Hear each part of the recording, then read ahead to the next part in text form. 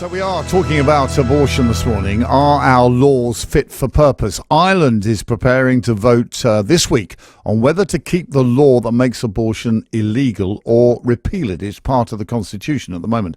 Antonia Tully is from the Society for the Protection of Unborn Children, and Celine Thomas is the leader of the Tunbridge Wells branch of the Women's Equality Party. She also stood as a general election candidate for Tunbridge Wells in 2017. So good morning to you both. Antonia, first of all, if I could start with you.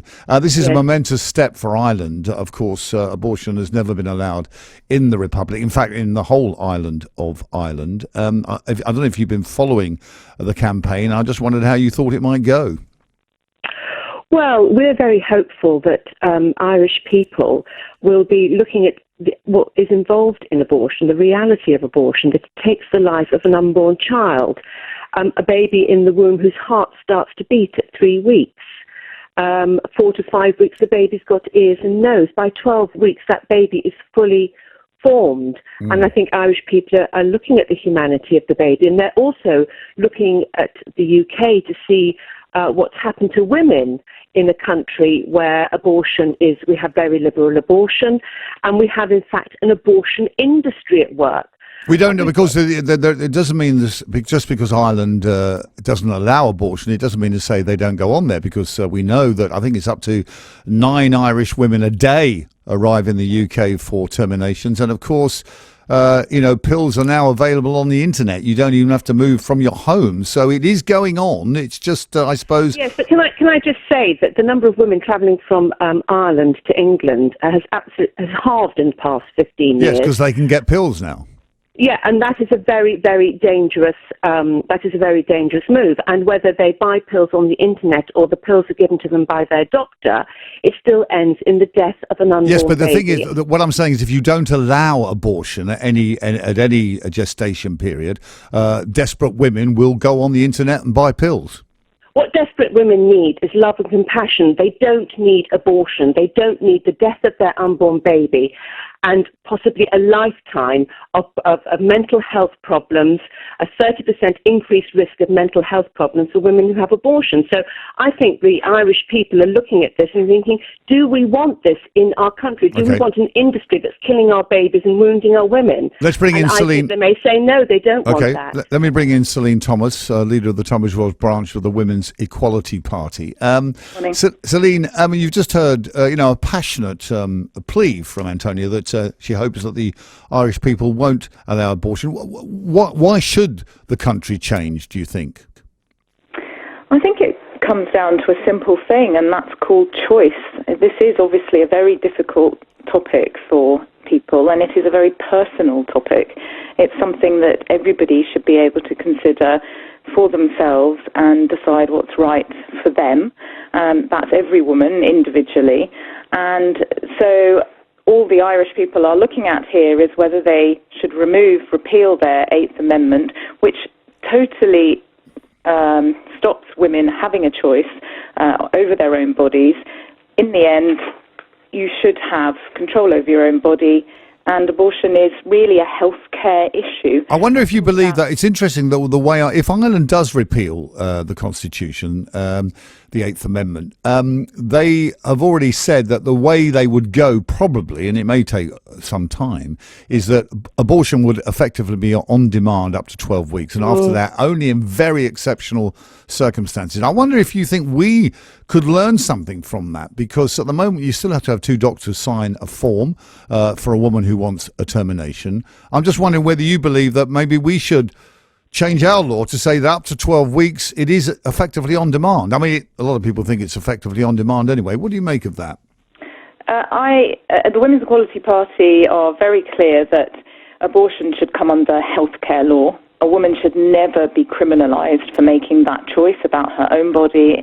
And at the moment, we've got Victorian laws that make it an offence. And even with the amendments that came about in the 60s, just as you've described, a woman still has to get the permission of 2 doctors, as though she cannot decide for herself what is right. And at the end of it, could still be branded a criminal. So what I'm saying, would you agree with Antonia? Can I just come in here? Yes. Abortion is not health care.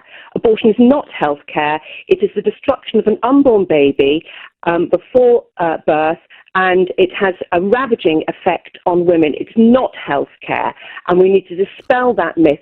Okay, Antonia, but then tell me, Antonia, would you, if you had your way, would you repeal the abortion law completely and make abortion illegal like it was in the 60s?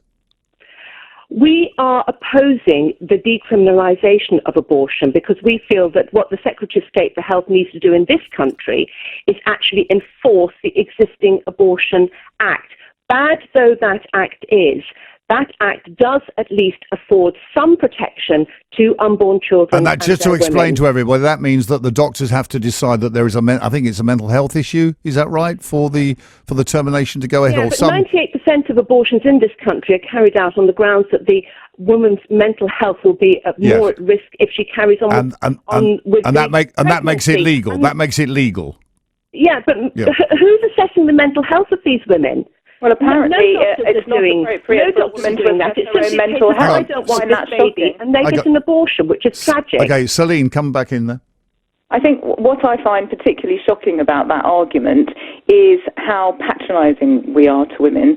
The suggestion that they are not capable of deciding for themselves whether this will harm their mental health or how it's making them feel right at that moment and what's best for their own lives. The idea that other people should have the right to decide whether or not it will be to their benefit or not to continue with the pregnancy is extraordinary. And actually, if you speak to women in the street, they cannot believe that in this day and age it can still be a criminal offence. You could go to prison for deciding that you must have an abortion, that is the right thing. Antonia, that's a good point, isn't it? Because if you take that choice away from the women, you put that choice in the hands of someone else. Someone else will decide whether that woman can have a termination or not.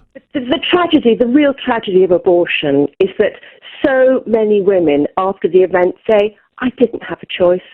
That women are pressured into abortion. We've got an abortion industry that has been likened to a cattle market.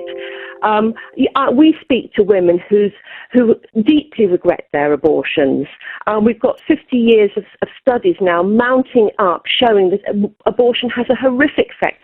I think we need to look at the flip mental side health. to that. It's not patronising. What we is have the a loving response. What to is the women. flip side, Celine? The flip side to that is a legacy of women being forced to have babies that they weren't ready to have, didn't want to have, babies being put into care and women being, damaged for life by that experience. Okay. I just think, it's extremely emotive language, and actually the truth is everybody needs to be able to make that decision for themselves.